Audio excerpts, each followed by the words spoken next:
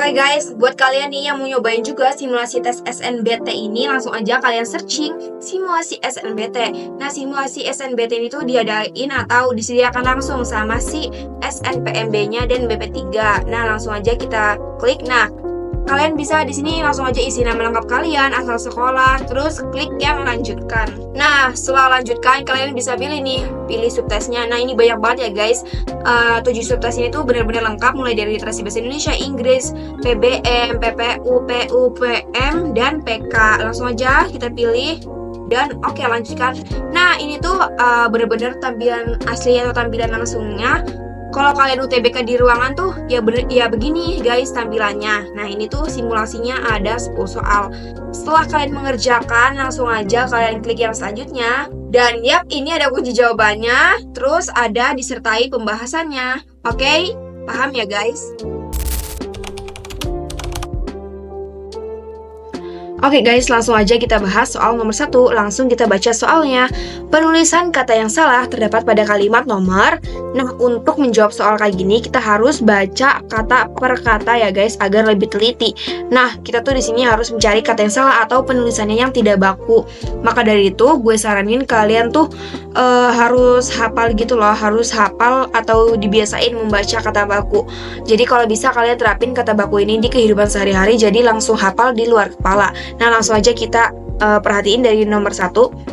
Sekarang olahraga. Nah, olahraga ini udah tepat ya guys. Olahraga ini penulisannya digabung. Terus dari sini udah benar juga. Lanjut nomor 2. Oleh karena itu sepak bola. Nah, ini nih guys, sepak bola akhirnya ketemu. Jadi kata yang salah terdapat pada kalimat nomor 2. Sepak bola ini tuh nggak boleh digabung ya penulisannya. Jadi harusnya itu yang benar itu dipisah. Ini salah. Jadi yang benar itu dipisah. Dipisah jadinya yang benar itu sepak bola, dipisah kayak gini. Kalau sepak bola digabung itu salah ya guys. Nah, jadi jawabannya itu ada yang B, nomor 2. Coba kita cek kalimat sebelumnya agar lebih yakin. Akan tetapi kegiatan ekstrakurikuler, nah ini ekstrakurikuler udah benar ya. Terus sampai sini udah benar, wanita perlu diberi kesempatan juga agar ada kesetaraan antar siswa. Nah, penulisan antar siswa di sini juga udah benar. Untuk itu kerjasama sekolah. Nah, ini kerjasama juga udah benar ya guys. Nah, ini yang aku lingkarin kayak gini nih, yang biasanya keluar di soal-soal kayak kerjasama nih, harusnya dipisah nih udah benar. Jadi jawabannya itu yang opsi B, opsi nomor 2. Oh iya guys, aku mau kasih informasi tambahan sedikit. Gimana sih caranya kita tuh ngecek kata tersebut termasuk kata baku atau bukan? Nah, ini ada website namanya KBBI atau Kamus Besar Bahasa Indonesia. Langsung aja kita klik. Nah, kita buktiin sendiri ya, apakah sepak bola tadi termasuk ke dalam kata baku atau bukan. Nih, kalau kita ketik sepak bolanya tanpa dipisah. Nih. Nah, ini guys sudah keluar. Nah, ternyata yang keluar itu sepak bolanya dipisah. Berarti yang benar itu kata baku dari sepak bola adalah sepak bolanya tulisannya tuh dipisah, sepak spasi bola. Nah, gitu guys cara ngeceknya. Langsung aja kita baca soalnya. Kata erat kaitannya dalam kalimat 5 seharusnya apakah dibiarkan saja, diganti, atau dihilangkan. Langsung aja kita fokus ke kalimat 5. Pendidikan karakter erat kaitannya dengan pendidikan moral. Nah, itu juga merujuk ke si nomor 4. Secara umum, fungsi pendidikan ini adalah untuk membentuk karakter peserta didik agar menjadi orang yang bermoral dan berakhlak mulia, terhadap berkelakuan baik. Maka dari itu si pendidikan moral ini erat kaitannya dengan pendidikan moral gitu. Nah, kira-kira jawabannya apa sih guys menurut kalian? Nah, jadi jawabannya itu adalah yang B, diganti dengan berkaitan erat. Nah, kalau menurut gua ya, menurut sepemahaman gua, pendidikan karakter di sini tuh sebagai subjek, terus si erat kaitannya itu di sini udah benar tapi salah imbuhannya gitu loh. Jadi kita harus nyari yang sebagai predikat gitu. Nah, kita bisa ganti ke yang B, berkaitan erat. Kenapa sih berkaitan erat? Nah, berkaitan erat ini tuh punya makna saling bersangkutan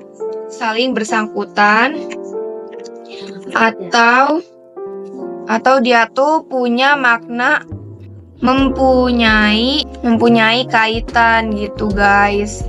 Oke, jadi kira-kira seperti itu ya guys pendidikan karakter erat kaitannya itu di sini udah benar kata-kata eratnya, tapi kita tuh harus ganti sama imbuhan yang ber gitu loh. Karena imbuhan ber di sini punya makna saling bersangkutan, saling mengait atau mempunyai kaitan gitu. Nah, semoga kalian paham ya guys. Kalau ada yang kiranya ditanyain atau kurang jelas, atau kalian punya pemahaman lain tentang jawaban soal nomor 2 ini, bisa langsung tulis di kolom komentar ya. Oke guys, lanjut kita bahas soal nomor 3. Langsung kita baca soalnya. Kalimat 2 perlu disempurnakan dengan cara. Maka dari itu kita baca. Kita fokus ke nomor 2. Pendidikan karakter adalah usaha yang disengaja untuk mendidik dan berkembangnya karakter pribadi peserta didik sehingga menjadi pribadi yang bermanfaat bagi dirinya dan lingkungannya. Nah, kira-kira perlu diapain sih guys biar kalimatnya sempurna? Kalian bisa mikir ya, bisa mikir terlebih dahulu. Oke, kita bahas opsi yang A, mengganti kata adalah dengan yaitu. Coba, pendidikan karakter yaitu usaha yang disengaja.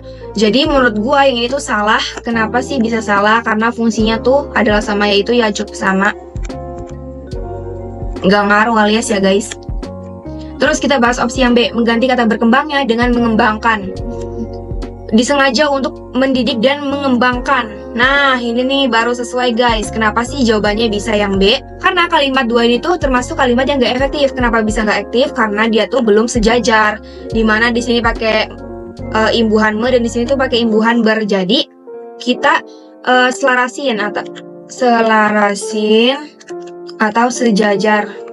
Karena salah satu syarat dari kalimat efektif adalah kalimatnya itu di dalamnya mengandung kesejajaran gitu ya guys. Jadi mendidik dan mengembangkan. Nah, ini baru efektif kayak itu guys. Lanjut kita bahas opsi yang C, menghilangkan kata untuk. Nah, di sini tuh nggak perlu dihilangkan karena dia tuh sebagai penjelas gitu loh.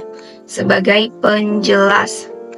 Terus opsi yang D, menambah kata dapat setelah kata sehingga. Menambah kata dapat setelah kata sehingga. Nah, berkembangnya karakter pribadi peserta didik sehingga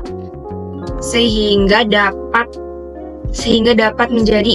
Nah, ini tuh nggak boleh ya guys, karena itu pemborosan alias mubazir. Oke guys, biar lebih paham lagi kita bahas opsi yang E, menambah kata sendiri setelah kata lingkungannya. Nah, langsung aja baca, bermanfaat bagi dirinya dan lingkungannya sendiri. Kira-kira gimana guys?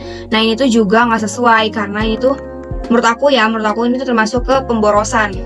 Kenapa sih? Karena kata lingkungannya, nya-nya ini tuh udah merujuk ke dirinya si peserta didik. Jadi nggak usah pakai kata tambahin sendiri setelah kata lingkungannya gitu loh. Semoga kalian paham ya guys.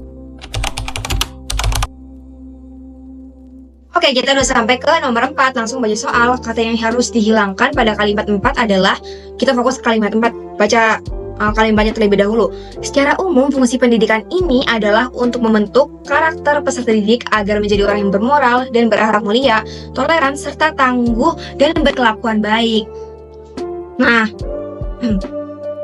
kira-kira apa sih guys kata yang harus dihilangkan? Oke, kita bahas opsinya satu persatu. Secara umum, fungsi pendidikan ini, nah menurut aku ini tuh nggak perlu dihilangkan. Kenapa? Karena secara umum itu tuh di sini menjelaskan sebagai konteksnya gitu loh. Jadi kalau dihilangkan ya kita nggak tahu konteksnya apa. Terus opsi yang B ini juga nggak perlu. Secara umum fungsi pendidikan ini adalah, karena kenapa sih nggak perlu dihilangkan? Karena dia tuh merujuk ke si pendidikan karakternya itu. Merujuk ke pendidikan karakter. Jadi ini tuh termasuk kata yang nggak mubazir gitu guys. Lanjut opsi yang C, kira-kira gimana guys? Kalau opsi C untuk ini tuh dihapus. Coba, secara umum fungsi pendidikan ini adalah membentuk karakter.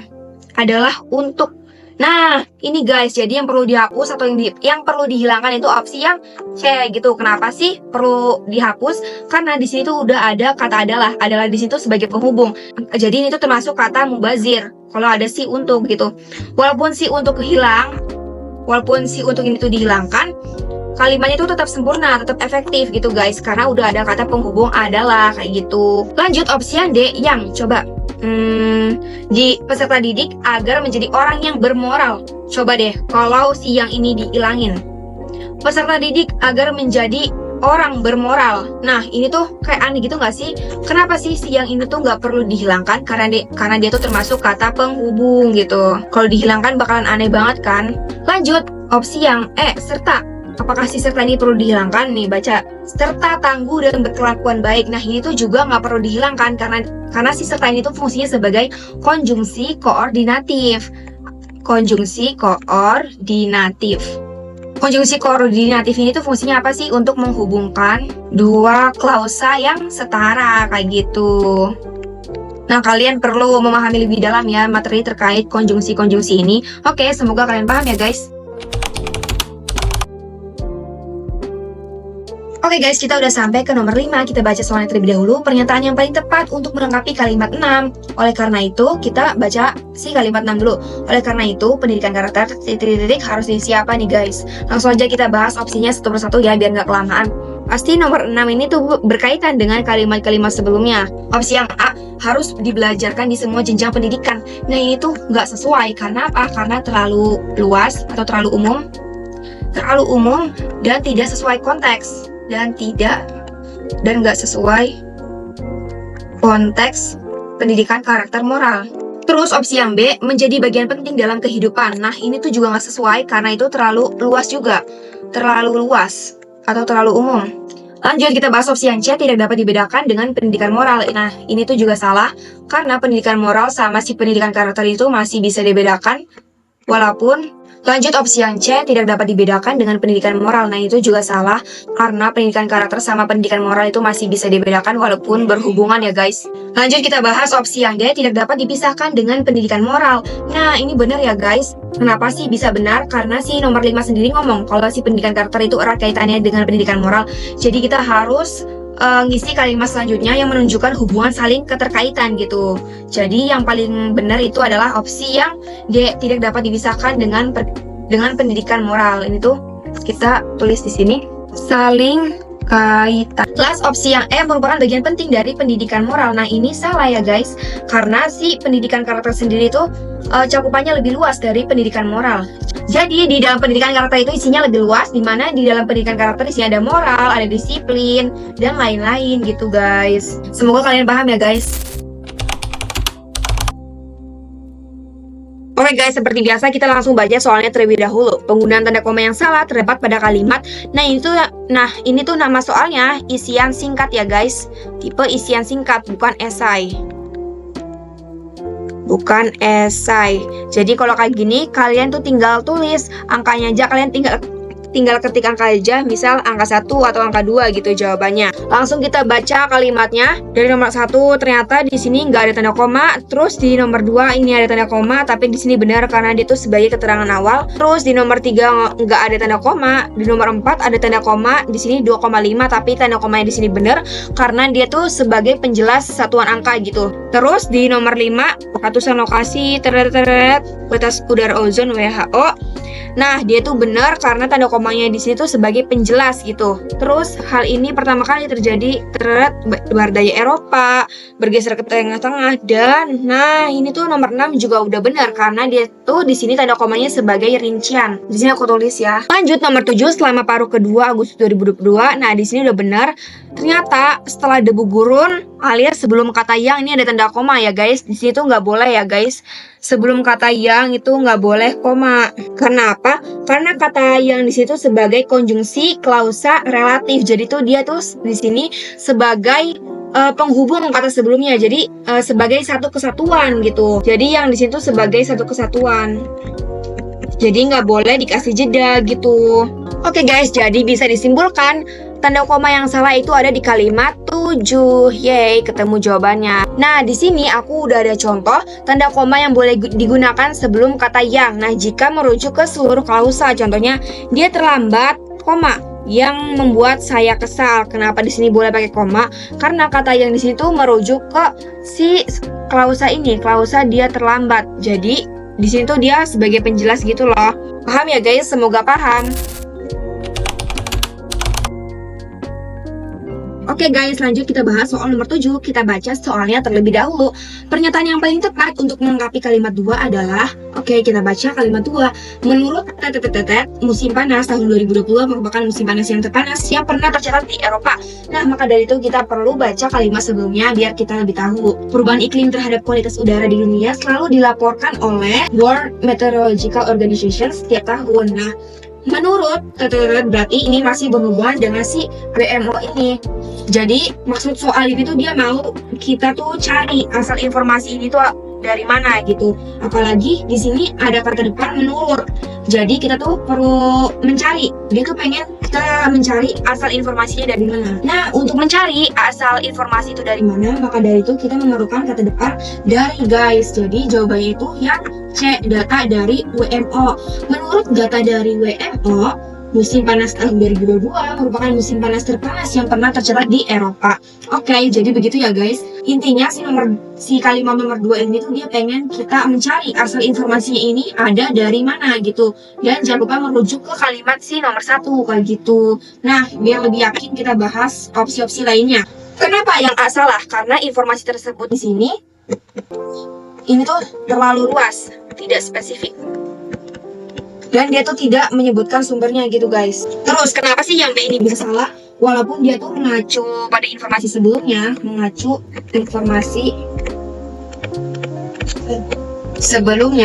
tapi dia tuh nggak ngasih sumbernya gitu loh. Dia nggak nyebutin sumbernya, nggak sebutin sumber.